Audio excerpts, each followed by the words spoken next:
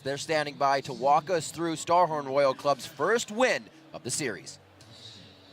Thank you very much, Riv. And I just want to bounce off that point, chat. With that win by Starhorn Royal Club, not only have they done the unthinkable and taken a game off of Samsung White when everyone was expecting a whitewash, Kola goes 3-0 on Maokai here at Worlds. He pulled it out of semifinals. It was the first pick in their picks and bans. And I had a thought coming into this, is picks and bans a little bit of the only weakness for White, but regardless of that, we'll get to in a second.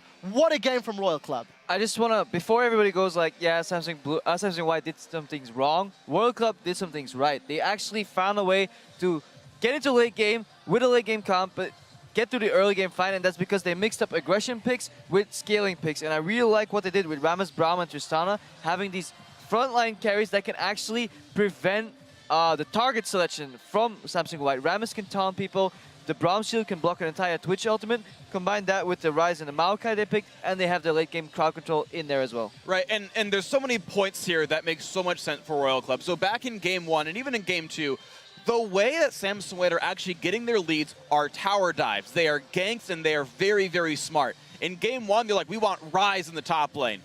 Turns out when he has a tier, you can dive him and he dies really easily. Big surprise, of course, to everyone here.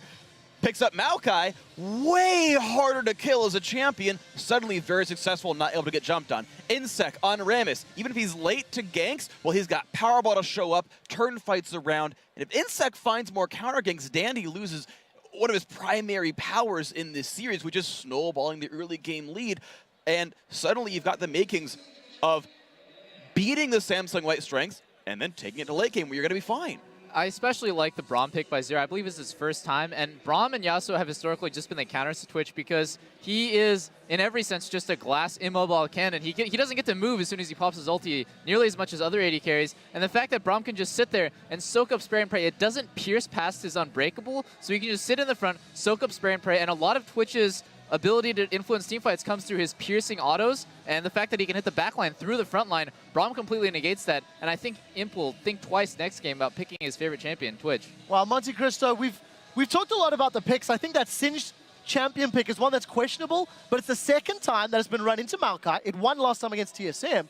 What do you think of the picks and the comps and how White played the game out? Yeah, I think that what they did really well there that was different when we saw the Maokai versus Singed matchup before is that Insect did a better job of controlling vision in the top side jungle because they had very low wave clear. The only way Singed wave clear works is if he's actually dirty farming or proxy farming behind that turret. So as long as you could make him too scared to go back there, you do have this ability to siege down turrets very, very easily. So I also really liked Royal's composition. If we look at the draft as well, I think taking Maokai and then following up by Rise, because one of the things is we also know that Pawn really likes to play Yasuo, and that's going to negate a Yasuo pick in the mid lane too, which is a major threat from him because Rise really does a number against that Yasuo pick. So I actually thought Royal's draft was fantastic here. All right, let's get to the first replay as we'll get to you in a moment there, Freak. Crepo, talk me through this Dragon fight. I know you were quite excited with how this one played out.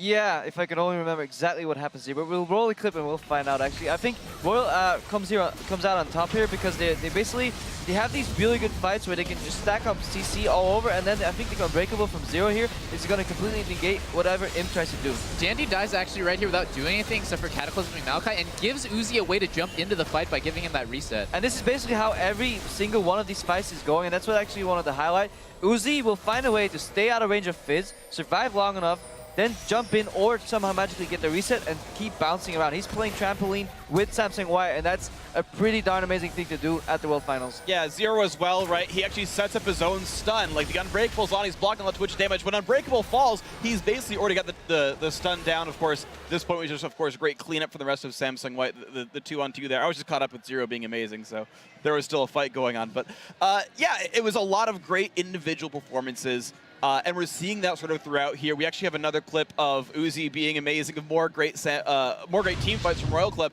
And Uzi especially has impressed me so much overall. He's basically zeroing in on taking down Pawn. There was an earlier fight where he 1v1s him, forced him out of the battle, then comes back to join the fight. Does the same thing here. If you can roll the clip out, I want you guys to watch Zero, how he survives, and Uzi, how he managed to get this fight. So Zero's like, oh crap, I'm caught, oh no, but he basically flashes away, puts the Unbreakable up, stuns up the entire team, and actually buys time, and Pawn is super screwed.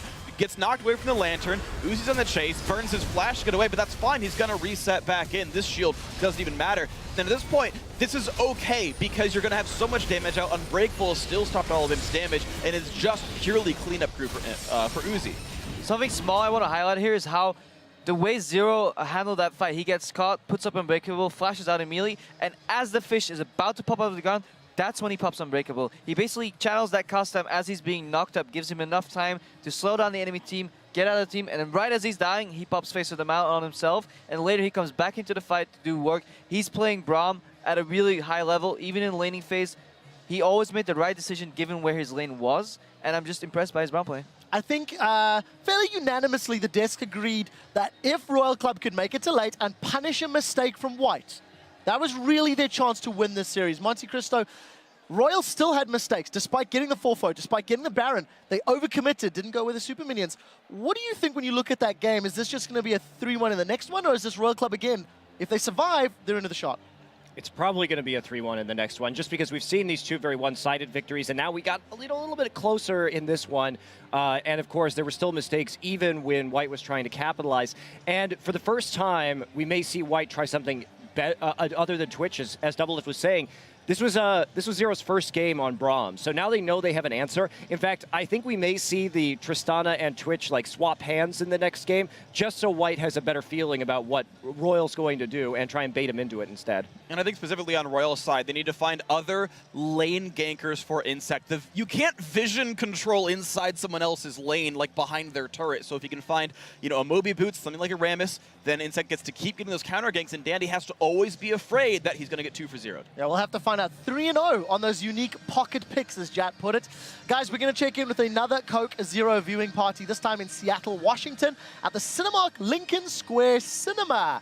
There's going to be a couple of excited fans waiting in line with their host, actually Sky Williams. What's up, Bear, I think is his word. Catching some swag in between games. We hope all of you guys out there are enjoying these World Final games, no matter how or where you are watching them from, especially considering Royal Club has taken us to game number 4. After this quick break with Samsung White and Starhorn Royal Club battling it out to determine our world champions, we'll find out if they're going to make it happen.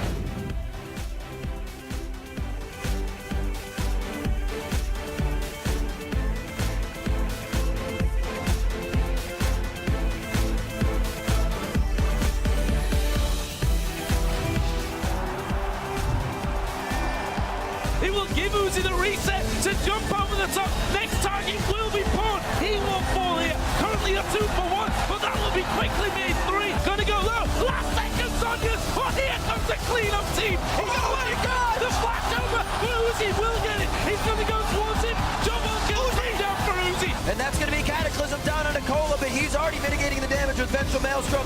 Uzi's in the back. Can he get in? Im's already down. They still have Pawn dancing around in this one. That's 2 kills over to Samsung White. Uzi is still there. There is Uzi to get the double. Will jump away to stay